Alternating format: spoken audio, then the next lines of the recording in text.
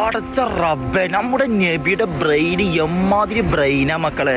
ഒരിക്കലും പ്രവാചകന്റെ അടുത്ത് വന്നിട്ട് ഒരാൾ പറയണേ, നബിയെ ഞാൻ ഒരുപാട് തെറ്റ് ചെയ്യും, കള്ളു കുടിക്കും, വ്യഭിചരിക്കും, കളവ് പറയും, പക്ഷെ മുഴുവനായിട്ടും ഒറ്റയടിക്ക് എനിക്ക് ഒഴിവാക്കാൻ കഴിയൂല, ഓരോന്നായിട്ട് ഞാൻ ഒഴിവാക്കുക. അങ്ങനെയാണെങ്കിൽ ഞാൻ ആദ്യം ഏത് ഒഴിവാക്കണ്ടെന്ന് ഈ ആള് നബിനോട് ചോദിച്ചപ്പോൾ നബി പറഞ്ഞു കൊടുക്കുകയാണേ, ഇന്ന ഇജ് ആദ്യം കളവ് പറയാന്നുള്ള ശീലം ഒഴിവാക്കുക എന്ന് പറഞ്ഞു. ഇയാളാകെ അന്തം വിട്ടു. കാരണം അതിനേക്കാളും ഗുരുതരമായ തെറ്റായ കള്ളുകുടിയും വ്യഭിചാരവുമുള്ള എന്നോട് നബി ആദ്യം പറഞ്ഞത് കളവ് ഒഴിവാക്കാനാണ്. ഏതായാലും അയാൾ ആ സദസ്സിന്ന് പോയി. പിറ്റേ ദിവസം കള്ള് ഷാപ്പിലെത്തി അയാൾ ഇങ്ങനെ ചിന്തിക്കുകയാണ്, ഞാൻ ഇന്ന് കള്ള് കുടിച്ചാൽ നാളെ നബിയുടെ സദസ്സ് പോകുമ്പോൾ നബി എന്നോട് ചോദിക്കൂലേ ഇജ് ഇന്നലെ കള്ള് കുടിച്ചോന്ന്. അപ്പം ഞാൻ സത്യം പറയേണ്ടി വരുമല്ലോ, അതുകൊണ്ട് കള്ള് കുടിക്കണ്ട.